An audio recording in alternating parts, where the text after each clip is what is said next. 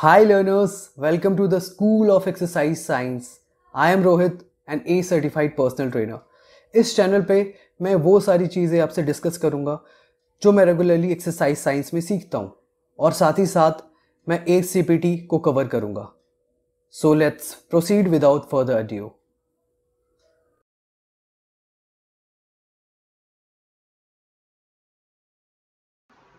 Okay, moving forward. Now, next is physical activity and adherence. Okay, so for the purposes of a personal trainer, exercise adherence refers to a client's voluntary and regular active involvement in an exercise. Basically वही हमने exercise adherence वही है, client continue अगर exercise को कर रहा है, right? तो that is वो पे stick हो चुका है, यानी वो exercise adherence हो गया, right? Most people know that being physically active has many health benefits and have even started an exercise programs at some time in their lives.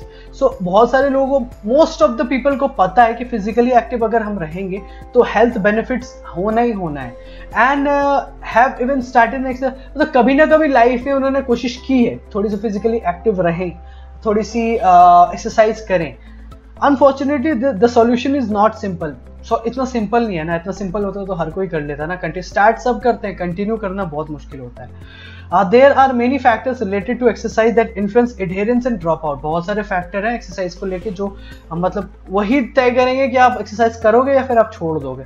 क्या क्या फैक्टर्स होते हैं? Example environment factor, support, leadership and knowledge, right? ये सारे factors examples दिए गए, right? Because there is no exact formula for helping people continue with the program. It is up to personal trainers to combine their communication, behavior change and program design skills to create well-rounded exercise programs that not only get people fit and healthy but that also create an exercise experience that is positive and valued by the client. Basically client हर कोई अलग है, सबके लिए मतलब एक complex चीज़, एक simple चीज़ fix नहीं है कि इसके लिए ये हुआ तो उसके लिए भी वही होगा दूसरे बंदे के लिए. तो ये पर्सनल ट्रेनर का ही ये स्किल है कि वो कैसे मतलब अपने कम्युनिकेशन कैसा रख रहा है, बिहेवियर चेंज पे कैसे क्लाइंट के काम कर रहा है, प्रोग्राम डिज़ाइन कैसे कर रहा है, या फिर उसका पॉजिटिव एक्सपीरियंस कैसा रहा, मतलब एक्सपीरियंस कैसा हो रहा है क्लाइंट का वर्कआउट करने का, राइट? तो ये सब चीज़ें पर्सनल ट्रेनर पर निर्भर करती हैं, right? The potential determinants for physical activity can be broken down into 3 categories. ठीक है, तो basically potential determinants मतलब क्या होता है? फैक्टर्स होता है. फिजिकल एक्टिविटी के लिए जो फैक्टर्स होते हैं वो 3 पार्ट्स में डिवाइड किए गए हैं. क्या क्या है? Personal attributes, environmental factors and physical activity factors. तो पहला हम पढ़ने वाले हैं personal attributes. So personal attributes में भी अलग अलग चीज़ें हैं, जिसमें है पहला demographic variables. Adherence to physical activity programs has been consistently related to education, income, age and sex. So किसी बंदे का एक्सरसाइज एडहेरेंस या फिर इन जनरल एडहेरेंस किस किस चीज़ों पे डिपेंड करता है? वो होता है एजुकेशन, उसके इनकम लेवल पे, इसके एज पे, उसके सेक्स पे, right? So specifically lower levels of activity are seeing with increasing age. मतलब क्या होता है कि जनरली क्या होता है कि बढ़ते उम्र के साथ फिजिकल एक्टिविटी कम हो जाती है, right? Fewer age of education and lower income. अगर किसी की एजुकेशन की लेवल भी कम हुई या फिर उनका इनकम भी कम हुआ तो राइट, तो उनकी लेवल ऑफ फिजिकल एक्टिविटी कम हो जाती है. जनरली ऐसा देखा गया है, राइट? सो एज अगर बढ़ गई आपने देखा होगा जिम में ज़्यादातर जवान लोग होते हैं, राइट? सीनियर सिटीजन्स होते हैं, कम होते हैं, राइट? तो एज बढ़ता है, फिजिकल एक्टिविटी देखी गई से कम होती है. एजुकेशन कम होता है तो अवेयरनेस थोड़ा सा कम हो जाता है, तो राइट वो भी एक चीज़ होता है. लोअर इनकम, अगर लोअर इनकम होता है तो हर कोई नहीं अफोर्ड कर सकता, राइट? जिम जाना, अच्छी डाइट मेंटेन करना, right? So that is the thing. मतलब नॉर्मली हम लोग कर लेते हैं क्योंकि बहुत ही ज़्यादा अगर प्लान वे में चले तो हम लोग कर सकते हैं उसको अफोर्डेबल. बट होता है कभी कभी कि लोअर इनकम इतना हो जाता है कि मतलब लोग नहीं कर पाते, तो वो भी एक फैक्टर है. Age however has been shown to be unrelated to adherence levels when examining supervised exercise settings. However, age अगर सुपरवाइज किसी भी क्लाइंट को, सीनियर सिटीजन को सुपरवाइज एक्सरसाइज सेटिंग्स मिल जाए, मतलब अगर वहाँ पे पर्सनल ट्रेनर उनको प्रॉपर गाइडेंस मिल रहा है, तब क्या होता है, तब देखा गया है कि तब उनका एडहेरेंस लेवल कम नहीं होता, तब उनका एडहेरेंस लेवल अच्छा हो जाता है। अगर उनको गाइडेंस मिले, पर्सनल ट्रेनर है, वहाँ पे सब बताने वाले लोग हैं, तो उनकी एक्टिविटी बढ़ जाती है।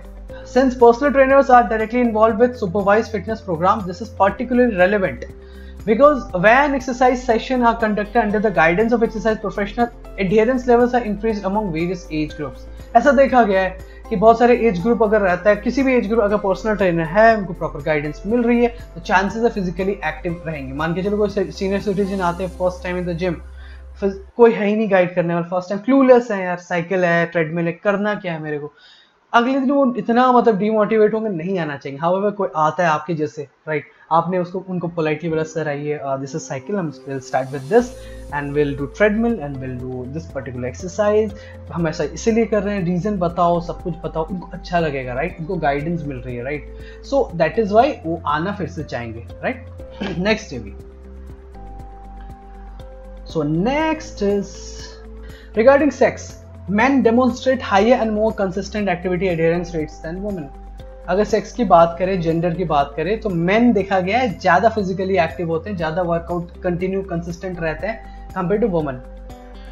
Demographic variables always occur concurrently, so it can be difficult to understand the specific effect of demographic variables versus so कहा गया है कि मतलब थोड़ा सा डेमोग्राफी मतलब पॉपुलेशन, किस तरह का पॉपुलेशन है, तो थोड़ा सा ना मतलब कहा गया कि थोड़ा सा कंफ्यूजिंग है, थोड़ा सा कि किस तरह का पॉपुलेशन आपका वर्कआउट करना चाहता है, किस तरह का नहीं करना चाहता है।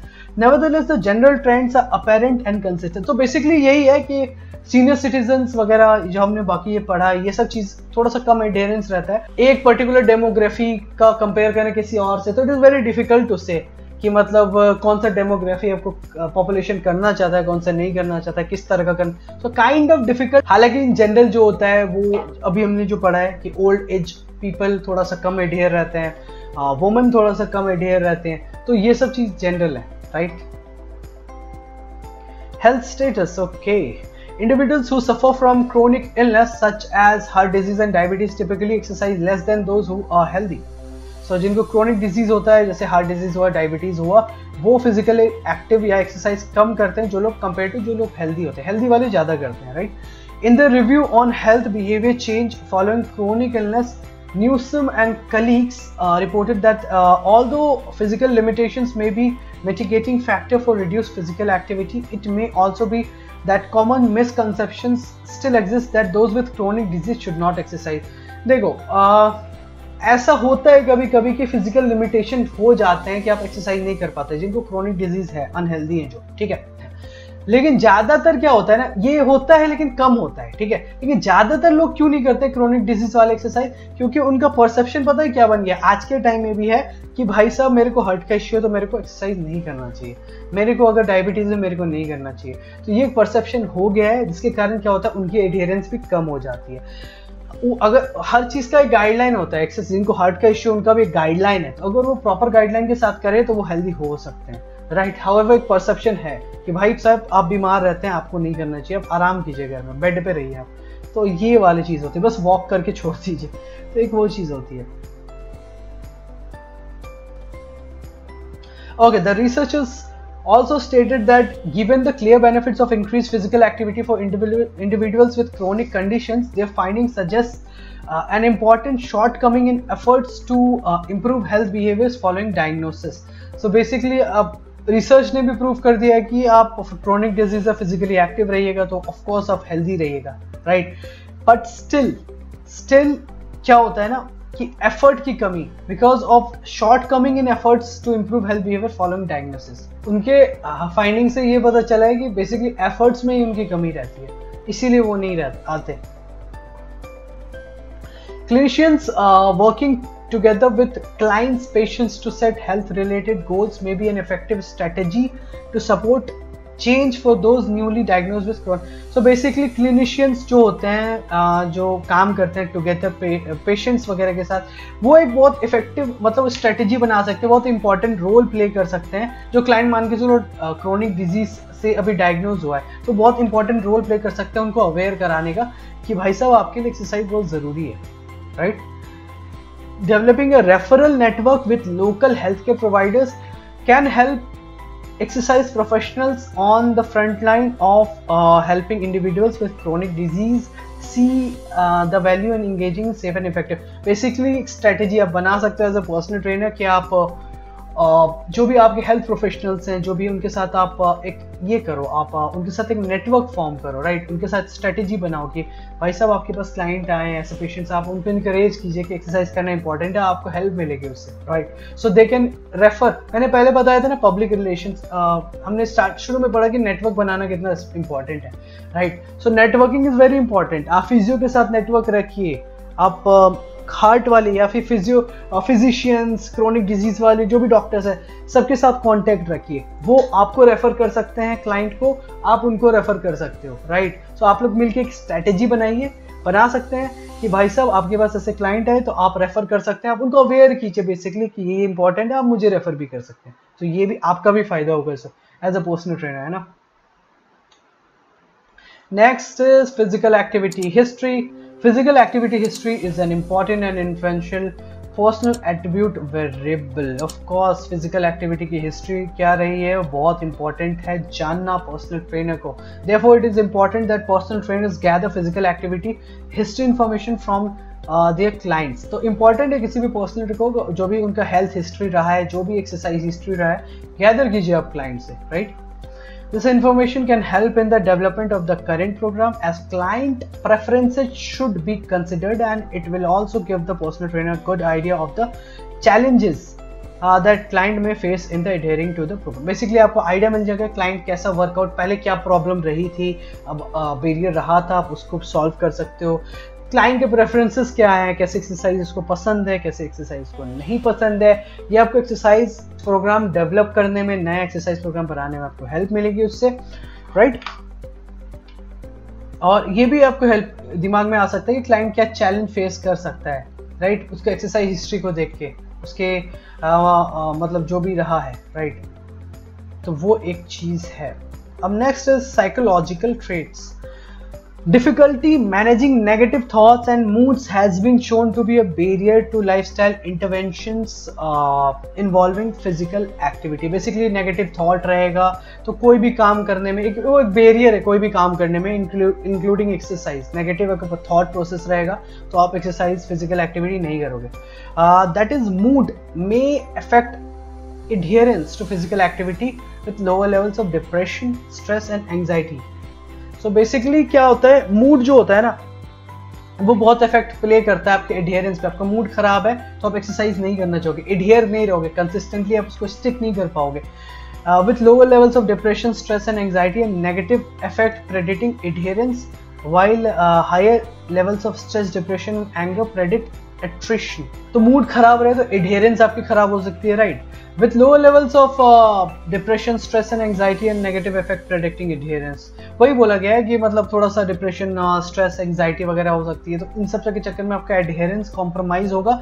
while higher levels of stress, depression and anger predict attrition. attrition मतलब किसी चीज को धीरे धीरे वीक करते करते खत्म कर देना, मतलब वीक करते जाना. तो बेसिकली बोलने का मतलब अगर ज्यादा फिर ये हो जाती है आपको डिप्रेशन, एंजाइटी, स्ट्रेस वगैरह, एंगर रहता है तो अब प्रॉपरली खत्म हो जाएगा. मान के लोअर लेवल में तो एडहेरेंस हो रहा था, मतलब आप कर रहे थे बट स्टिक नहीं हो पा रहे थे, एडहेरेंस नहीं था, कंसिस्टेंसी नहीं थी.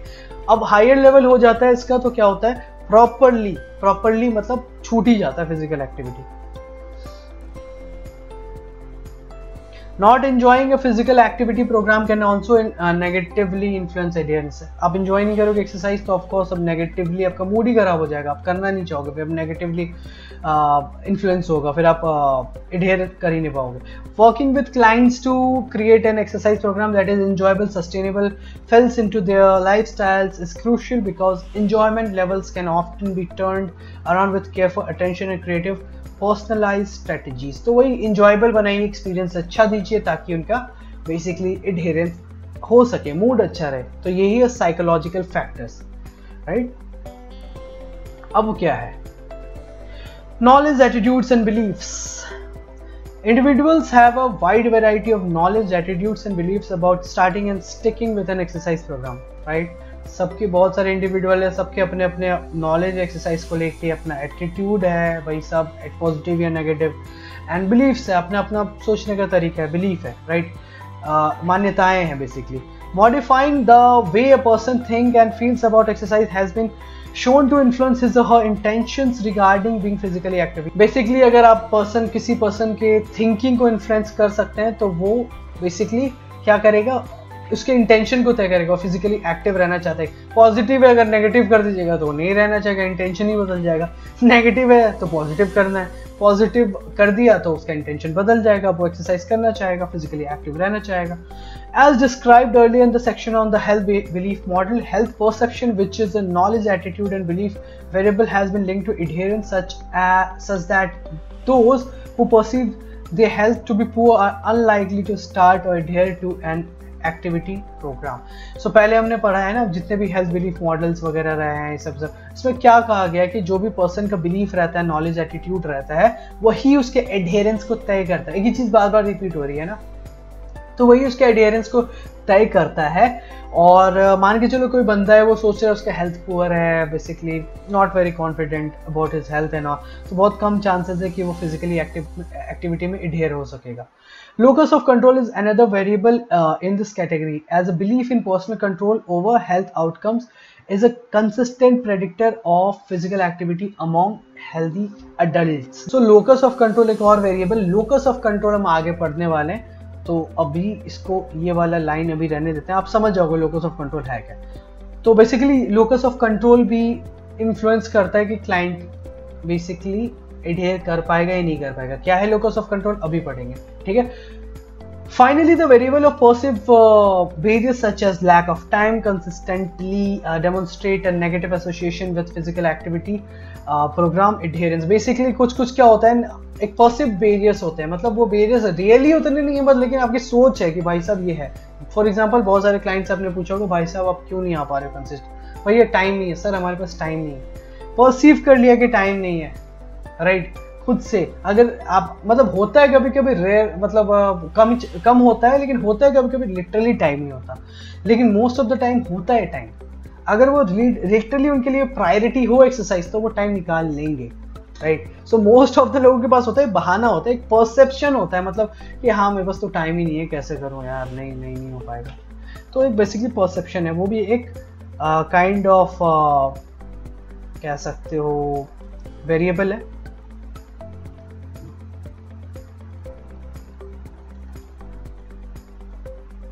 Okay, next a client's beliefs and expectations about self-progress play a huge role in adherence and affect the success of physical activity program. Basically client का belief और उम्मीदें क्या है client की, और विश्वास है कि नहीं कि मैं self progress कर पाऊंगी, तो ये बहुत बड़ा रोल प्ले कर पाता है एडहेरेंस में। क्लाइंट को बिलीफ ही नहीं है कि भाई साहब मैं कर पाऊंगा, मेरे से नहीं होगा, तो वो नहीं कर पाएगा, एडहेयर नहीं रहेगा।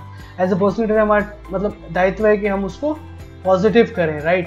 एंड मान के चलो किसी क्लाइंट को बिलीफ है भाई मैं कर लूंगा, कोई बात नहीं, थोड़ा टाइम लगेगा लेकिन मैं कर लूंगा, तो चांसेस है वो एडहेयर हो जाएगा।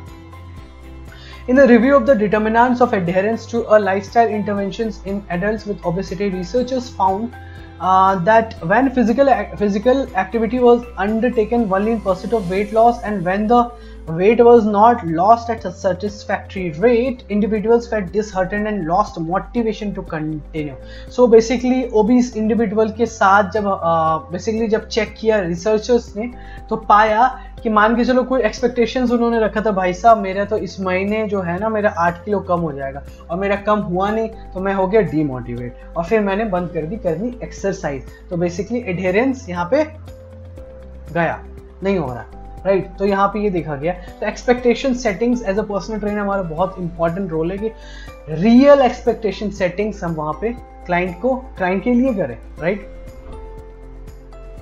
Thus, personal trainers should be careful when discussing weight loss expectations with individuals and ensure that unrealistic goals do not increase the likelihood of basically client को as a personal trainer हमें बताना है कि भाई साहब ये रियलिस्टिक गोल है, इस पे रहेंगे तो हम कंटिन्यू कर पाएंगे, उसके बाद धीरे धीरे हम प्रोग्रेस करेंगे. तो you should be very very realistic.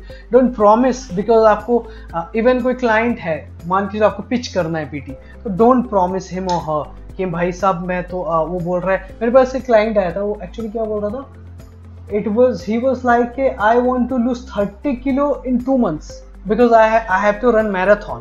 मेरे को ना 3rd month में मैराथन. मैंने बोला भाई साहब मैं नहीं करवा सकता आपको. मैंने उसको रियलिस्टिकली बता दिया कि भाई इतना हो सकता है, इतना हो सकता है, बस. मैं आपको कोई धोखा में नहीं रखना चाहता. इससे पता है क्लाइंट भी इंप्रेस होता है. या तो आपसे कट लेगा, मतलब नहीं हो पाएगा, तो ठीक है, आपका तो सरदर्दी खत्म ना. फिर बाद में आपको परेशान करेगा कि आपने तो बोला था कम हो जाएगा, नहीं हुआ, तो आपका सरदर्द, आपको भी अंदर से पता कि नहीं हो पाएगा, बट पीटी लेनी है तो मैंने बोल दिया. तो वो कभी नहीं करना है. तो अगर कोई क्लाइंट रियली अगर वो समझदार होगा ना, तो वो आप ही के पास होगा. लेकिन अगर वो सच में कौन सी दुनिया में जी रहा है तो वो चला जाएगा दूसरे ट्रेनर के पास. उनको करने दो, अगर वो पीटी उनको बना भी दे तो बनाने दो. You stick to the real things, right. तो इसी से आप क्लाइंट को सस्टेन कर सकते हो, राइट. तो एक चीज वो है. तो अब क्लाइंट को आप राइट एक्सपेक्टेशन सेटिंग्स देते हो तो क्लाइंट एडहियर रहेगा, ठीक है. Discussing the physical and psychological health benefits of long-term lifestyle change will help steer clients towards collaborating on goals based on health and quality of life as opposed to a time-limited weight loss focus which is difficult to control. So basically क्या होता है ना, client को basically आप ये समझाइए long term benefits क्या हो सकता है किसी भी एक्सरसाइज प्रोग्राम में एडहियर होने का, राइट. सिर्फ बोल देना वेट लॉस हो जाएगा और इतने में हो जाएगा 3 महीने में, उसके बाद क्या हो, मान के चलो हो गया, ठीक है. मान के चलो 5 महीने में अपने क्लाइंट का, या 4 या 5 महीने में क्लाइंट का आपने 10 किलो लूज करवा दी. उसके बाद क्या, क्लाइंट के तो दिमाग में यही है ना भैया कि हेल्थ का क्या मतलब है, 10 किलो लूज करना, आई एम हेल्दी नाउ. अब क्या, अब उसके बाद क्या हुआ, क्लाइंट का वेट स्टक हो गया, उसके बाद वेट लॉस हो ही नहीं रहा. अब क्या, आप किसी सस्टेन कैसे करोगे आप उस क्लाइंट को, पॉसिबल है नहीं है. इसलिए शुरू में ही आप बताओ लॉन्ग टर्म क्या बेनिफिट्स है. आप लगातार करोगे तो आपको मेंटल बेनिफिट्स है, आपकी लाइफ डिसिप्लिन हो जाएगी, आपकी जो कोलेस्ट्रॉल लेवल है वो कंट्रोल में रहेगी. सो आप बोलो स्ट्रेस कम है, स्लीप क्वालिटी अच्छी हो जाएगी, बहुत सारी चीजें आप इनकी बताओगे लॉन्ग टर्म ये बेनिफिट्स है. That is why you have to sustain it. Fitness is not a destination but a journey. ये आपको समझाने पड़ेगा, life long journey, right. Now अब हमारे लोकस ऑफ कंट्रोल. अब समझ जाओगे लोकस ऑफ कंट्रोल एक वेरिएबल है और ये कैसे इन्फ्लुएंस करता है क्लाइंट के एडहेरेंस को. A person's explanation for why things happens may influence his or her efforts when embarking on a behaviour change program. किसी भी पर्सन का एक्सप्लेनेशन कि भैया ये हो रहा है तो आखिर क्यों हो रहा है, राइट. तो वो उसका बिहेवियर चेंज मतलब पे ना इन्फ्लुएंस करता है. फॉर एग्जांपल मान के चलो अगर मैं लेट आ रहा हूँ जिम, ठीक है, तो मैंने रीजन दिया कि क्यों लेट हो रहा है, क्योंकि मम्मी ने मेरे को सुबह नहीं उठाया. मैं किसको ब्लेम कर रहा हूँ, मम्मी को, राइट. सो हाउएवर ये ब्लेमिंग है. उसका रीजन क्या है, ब्लेम करना, खुद पे कभी नहीं लेना. तो वो कभी एडहेयर हो पाएगा एक्सरसाइज में, नहीं. हाउएवर ऐसे कोई क्लाइंट आते हैं जो खुद पे लेते हैं, हाँ बिकॉज ऑफ मी अलार्म बजा, मैंने स्नूज पे डाल दिया, मेरे को लेट हो गया इस चक्कर में. कोई अपने आप पे लेता है ना, तो वो चांसेस है वो भाई साहब वो कंटिन्यू करेगा, राइट, आगे. सो दैट इज वाई कौन क्या रीजन देता है ना किसी पर्टिकुलर सिचुएशन को होने का, तो वो बहुत बड़ा एक रोल प्ले करता है. आपको समझ में आ जाएगा कि भैया ये टिकेगा कि नहीं टिकेगा. Most people tend to attribute their own behavior to the situation while attribute others' behavior to the personality. बहुत सारे लोग होते हैं जो खुद के मतलब जब खुद का कुछ होता है ना, मान के लेट हो गया कुछ हो गया तो सिचुएशन पे थोप देते हैं, भैया ऑफिस में लेट हो गया, बॉस ने बोल दिया था, मीटिंग आ गई थी, ये वो. लेकिन बाकियों का अगर कोई रीजन होता है तो क्या होता है, वो उन पे बोल देते हैं भैया ये तो लेट आता है, ये तो मोटिवेट है ही नहीं.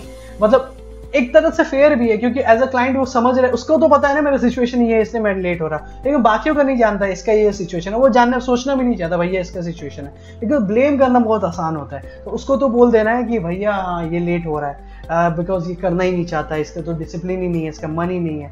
तो ये है, this makes sense as individuals has considerable information about their own thoughts, वही चीज़ है, अपने थॉट्स के बारे में, उनको बिहेवियर के बारे में पता है, while the information they have about another person is limited to what they observe. दूसरे के बारे में इन्फॉर्मेशन नहीं है कि भैया उनके लाइफ में ये चल रही है, प्रॉब्लम हो रही है, तो हम नहीं सोचते, हम डायरेक्टली ये बोल देते हैं। देखो एग्जाम्पल दिया है यहाँ पे, क्या है कि for example personal trainer may have a client who frequently Mrs appointments. आप हो पर्सनल ट्रेनर, आपके पास एक क्लाइंट है जो करता तो है हफ्ते में 3 दिन बोल के, 1 दिन आता ही नहीं है, राइट? ऐसे करके कंसिस्टेंटली बहुत सारे अपॉइंटमेंट्स मिस करता रहता है, ठीक है? The personal trainer might assume this behavior is caused by the client's personality traits. As a personal trainer हम क्या assume कर सकते हैं, ये मोटिवेट नहीं है, इससे नहीं होगा, इसका मन ही नहीं करता एक्सरसाइज करने का, राइट? आप उसके पर्सनैलिटी ट्रेट्स पे जा रहे हो, राइट? आलसी होगा, ये वो मन में सोच रहे हो, ठीक है? Perhaps concluding that the client is disorganised और lacking in self control, right? Disorganised है, सेल्फ कंट्रोल नहीं है, ठीक है? आप ये सोच रहे हो। On the other hand the client who has more information about his or her own behaviour might attribute the frequently missed sessions to a difficult situations. अब देखो, आप सिचुएशन, आपको जितना क्लाइंट के सिचुएशन के बारे में नहीं पता है, लेकिन क्लाइंट को अपनी सिचुएशन के बारे में पता है। आप क्या सोच रहे हो, भैया ये है आलसी, ये आ नहीं रहा है, इससे नहीं हो रहा, डिसिप्लिन नहीं है बिल्कुल। क्लाइंट क्या बोल रहा है, भैया मेरा ऐसा सिचुएशन है जिसके कारण मैं नहीं आ पा रहा हूँ। दोनों का मतलब कारण अलग अलग है। Perhaps an unpredictable work schedule और ओवरवेलमिंग फैमिली डिमांड्स।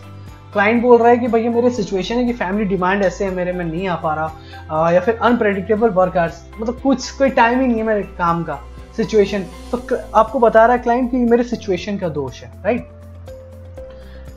सो कुछ हद तक ये सही हो भी सकता है, कुछ हद तक नहीं भी हो सकता है। तो individual clients also may tend to emphasise either internal or external causes for their own health and behaviour. So वही बोला गया है कि इंडिविजुअल्स या तो इंटरनली, या तो अपनी गलती को, अपनी जो भी प्रॉब्लम है इंटरनली उनको दोष दें कि हाँ भैया मैंने ये किया, इसके कारण ये नहीं हो पा रहा है, या फिर एक्सटर्नली वो बोले कि भैया ये एक्सटर्नल कारण है, ये मम्मी ने मेरे को रोक दिया, मम्मी ने मेरे को ये किया, बॉस ने लेट करवा दिया, या तो ये है, राइट? तो लोग या तो इंटरनल रीजन देते हैं, इंटरनल कॉजेज, या फिर external causes. Locus of control is the extent to which people think things happen for internal versus external reasons. Locus of control क्या है? is the extent to which, कितने extent तक लोग सोच रहे हैं कि मेरे अंदर से हुआ या बाहर से हुआ। मतलब ज्यादा कोई बंदा है जो हमेशा सोच रहा है कि भैया जो हो रहा है भैया बाहर भी जो भी है ना, यही एक्सटर्नल एनवायरनमेंट के कारण में हो रहा है, मैं तो सही हूँ। कोई बंदा सोच रहा है मेरा दोष है, हाँ ये थोड़ा बहुत है लेकिन इसको मैं कंट्रोल कर लूँ। तो वो डिग्री बताता है कितने डिग्री तक क्लाइंट क्या सोच रहा है। मान के चलो कोई client internal reasons, internal causes जो भी है उनको ज्यादा रियलाइज करके बता रहा है भैया मेरा, तो चांसेस है वो ज्यादा एडहेयर करेगा। हालांकि जो क्लाइंट हमेशा बाहर वालों को ही कॉज रीजन बताता है, सिचुएशंस को ही दोष देता है, तो वो क्लाइंट मतलब कोशिश कम एडहेयर होने के चांसेस है, राइट? कभी कभी एक्सटर्नल कॉजेज होते हैं, ऐसा नहीं है, एक्सटर्नल कॉजेज होते हैं, लेकिन आप समझ जाओगे क्लाइंट की बात करने के तरीके से कि हमेशा बाहर वालों को दोष दे रहा है सिचुएशंस को, या खुद भी रियलाइज कर रहा है, राइट? तो बेसिकली लोकस ऑफ कंट्रोल यही एक्सटेंट बताता है कि कितने डिग्री तक क्लाइंट सोचता है वो इंटरनल कॉज है, कितने डिग्री तक सोच रहे हैं कि कितने डिग्री तक सोच रहा है इंटरनल है, कितनी डिग्री तक सोच रहा है एक्सटर्नल है, ठीक है? In the example above the client who is frequently missing appointments might attribute the behavior to internal causes and decide he or she is disorganized or unreliable. So अभी जो हमने एग्जांपल दिया, पहले जो भी पढ़ा था कि क्लाइंट लेट हो रहा है, ठीक है, तो हो सकता है इस पे ये भी एक चीज हो सकता है कि हो सकता है there might be a chance के क्लाइंट ये भी सोच सकते हैं कि भैया हाँ मैं हूँ थोड़ी सी डिसऑर्गेनाइज, मैं हूँ थोड़ी सी unreliable, right? Alternatively, the client might attribute the behavior to external, या तो फिर external cause such as work or family situation, work या family situation को कारण दे सकता है। External causes can include other people, a boss who makes excessive and unpredictable demands, or babysitter who is unreliable.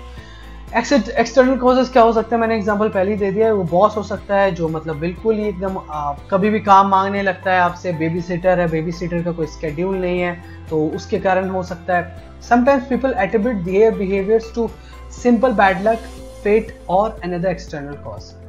कभी कभी ना लोग अपने बिहेवियर को भी ना बाहरी कारण बता देते हैं, बहानेबाजी कह सकते हो, ब्लेम गेम जो कहते हैं वो कर देते हैं, या फिर बैड लक बोल देते हैं। तो बहुत, क्योंकि ना बहुत शॉर्टकट है, काइंड ऑफ स्किप भाग जाते हैं, मतलब बोल के स्किप कर सकते हैं। सो बहुत आसान होता है ब्लेम करना, ठीक है, कभी कभी चलता है बट हमेशा नहीं, क्योंकि ब्लेम करेंगे तो कभी ग्रो ही नहीं कर पाएंगे।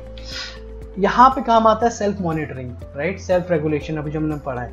इन general people with more of an internal locus of control who have a stronger sense of control over their lives and who tend to attribute events and outcomes to internal factors such as efforts and ability may be more likely to exhibit positive health behavior such as exercising regularly. जो लोग ज़्यादा internally खुद का realisation उनको होता है, self monitor करते हैं कि भैया मेरे कारण ये दिक्कत हो रही है, वो चांसेस होता है कि वो health behaviours, positive health behaviours में इन्वॉल्व होंगे, राइट, और एक्सरसाइज रेगुलरली करेंगे। On the other hand those with a more external locus of control, जिनका ज़्यादा कारण ये रहता है कि बाहरी कारणों से हो रहा है, and particularly people who believe health is primarily a matter of luck may be less likely to exercise, seek help.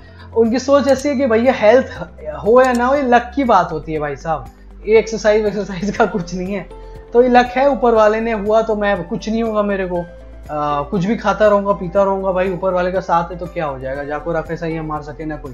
तो ये एटीट्यूड अगर रहा तो भाई, तो हेल्थ आप पता कर सकते, तो मतलब वो एक्सरसाइज रेगुलर नहीं करेगा, आपको पता है, right. Okay, in conversations with clients who seem to exhibit an external locus of control, personal trainers can empower the client to view the behaviour change plan as being achievable and under the client's control. अब मान के चलो कोई बाहर का ज़्यादा दोष देता है, लोकस ऑफ कंट्रोल उनका एक्सटर्नल अगर होता है, तो client as a personal trainer हमारा ये दायित्व है कि हम उनको एम्पावर करें, बिहेवियर चेंज प्लान्स बनाएं उनके लिए जो कि अचीवेबल हो उनके लिए, राइट, उनके कंट्रोल में हो। For example, when a client starts explaining why he or she cannot find time to exercise, the personal trainer can intently listen and collaborate with the client to start with small easy changes. तो मान के चलो कोई client अगर बता रहा है कि भैया मेरे पास ये रीज़न है, मैं एक्सरसाइज नहीं कर पा रहा, तो एज अ पर्सनल ट्रेनर आप थोड़ा सा सॉल्यूशन, छोटे छोटे चेंजेस का सॉल्यूशन आप दे सकते हो, है ना। तो ये एक चीज़ हुई। फॉर एग्जाम्पल बोल रहे कोई क्लाइंट के पता है क्या कि एक्सरसाइज तो हम 6 बजे, मान के चलो मैं 9 बजे ऑफिस के लिए निकल जाता हूँ, ठीक है, लेकिन मैं उठ नहीं पाता, मैं 8 बजे उठता हूँ, फिर तैयार होकर 9 बजे निकल जाता हूँ। हालांकि अगर मैं 6 बजे उठूँ तो मैं जिम आ जाऊँगा। तो आप उनको क्या बोल सकते हो, आप थोड़ा सा पहले सोना स्टार्ट कर दो ताकि पहले आप उठ जाओ। तो स्मॉल चेंज आपने किया कि थोड़ा सा आधा घंटा पहले सो जाओ, 1 घंटा पहले थोड़ा सा सोने की कोशिश करो, ताकि थोड़ा, तो स्मॉल चेंजेस आप बनाओ ताकि जो उनके कंट्रोल में हो, ताकि वो कर सके, राइट। तो एक वो चीज़ है।